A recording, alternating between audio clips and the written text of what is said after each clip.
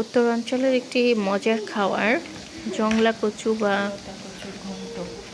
বুনো কচু যেটাই বলা হোক, সেটা সাধারণত ঢাকায় আমি পাই না, গতকালকে পেয়েছি। এটা আমি একটু সেদ্ধ করে নিয়ে চটকায় নিলাম। এরপর আমি একটা প্যানে পানি দিয়েছি, তারপর চটকানো কচুগুলো আমি এর মধ্যে দিয়ে দিয়েছি। এরপর হলুদ, লবণ আর মরিচের গুঁড়া আর জিরা গুঁড়া দিয়েছি। আমি আগে এই কচু ঘন্ট করিনি কখনো, প্রথম চেষ্টা করলাম, দেখা যাক কী হয়। ছোটোবেলা থেকে এই কচুগুলো খেয়ে আসছি, কিন্তু আমি নিজে কখনো করিনি রান্না। পানি দিয়ে কাঁচামরিচ দিলে ভালো, কাঁচামরিচ নেই বাসায়, তাই একটু ওটাতে রেখেছি। মরিচের গুঁড়া দিয়ে দিলাম। কচুগুলোর আমি ভিডিও প্রথমেই নিতে পারিনি, মনে ছিল না, সেদ্ধ করে ফেলেছি, তারপর ছিলে ফেলেছি, তখন মনে পড়েছে। বলক উঠে গেলে ফোড়ন দিয়ে দিব, ব্যাস।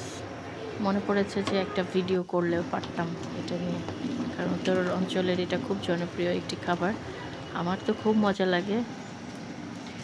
ফুটে গিয়েছে, এরপরে আমি একটু তেল দিয়ে বাগার দিব। বাগারে পেঁয়াজ, রসুন আর একটু পাঁচফোড়ন দিব। রসুনটা একটু বেশি করে দিতে হবে, কারণ রসুনে একটা ঘ্রাণ ছড়াবে আর গলায় ধরবে না।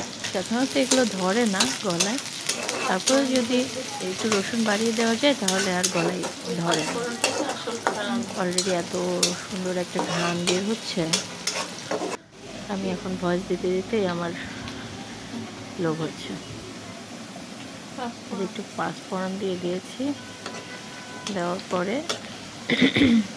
কচুটার মধ্যে দিয়ে দেখছিস কি সুন্দর লাল লাল। এই কচু আপনারা কে কে পছন্দ করেন, কে কে খেয়েছেন কমেন্টে জানাবেন। কীভাবে আপনারা রান্না করেন সেটাই জানাবেন। আমি যদিও আর কোনো প্রসেস জানি না, আমি এভাবেই করেছি।